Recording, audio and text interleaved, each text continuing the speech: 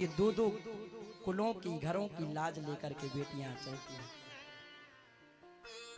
और हमारा समाज क्या कहता, बोले बताओ इसके यहाँ बेटी है। लेकिन ध्यान रखना, बुढ़ापे में बेटा सहारा बने ना बने, लेकिन बेटी जरूर बनेगी। बेटा अपने माता पिता से इतना प्रेम नहीं करता जितनी बेटियां करती हैं। और आजकल तो समाज में ऐसी भ्रांति फैल गई है, ऐसे लोग कई लोग कहते हैं कि नहीं अरे बेटी होगी तो को बेटी होगा, अगर बेटा नहीं होगा तो हमें कौन पानी देगा, हमारा उद्धार कैसे होगा। भैया ये भी तो बताओ, जिनके पिताजी मर गए क्या उनके लड़के पानी देते हैं? अरे मरने के बाद तो छोड़ो, जीते जीते तुमने उनको अच्छे से पाला नहीं, देखा नहीं, भोजन नहीं दिया, मरने के बाद क्या खिलाओगे? जीते जीतो माता पिता को तुम पूछते नहीं कि भोजन कर लिया कि नहीं।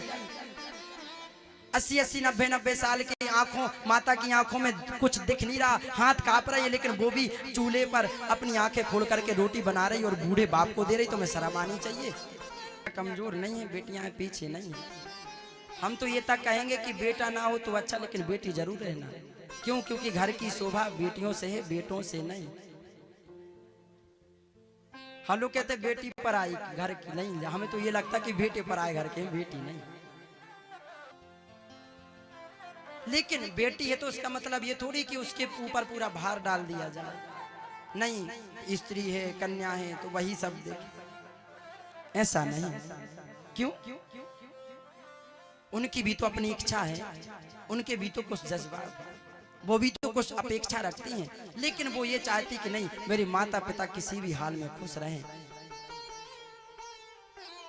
एक चीज याद रखना, स्त्री जो होती है वो सब कुछ सुन लेगी, लेकिन मायके की कभी बुराई नहीं सुनती।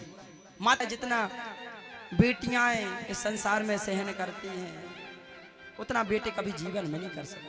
और हम उन बेटों की अपेक्षा के लिए बेटियों को दुख देते हैं। और ध्यान रखना, बेटी कुछ नहीं चाहती।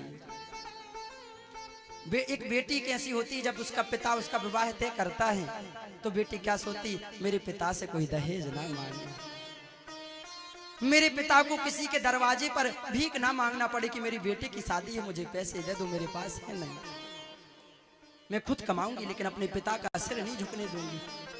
अपनी पिता की इज्जत की पगड़ी मैं किसी के चरणों में नहीं दूंगी।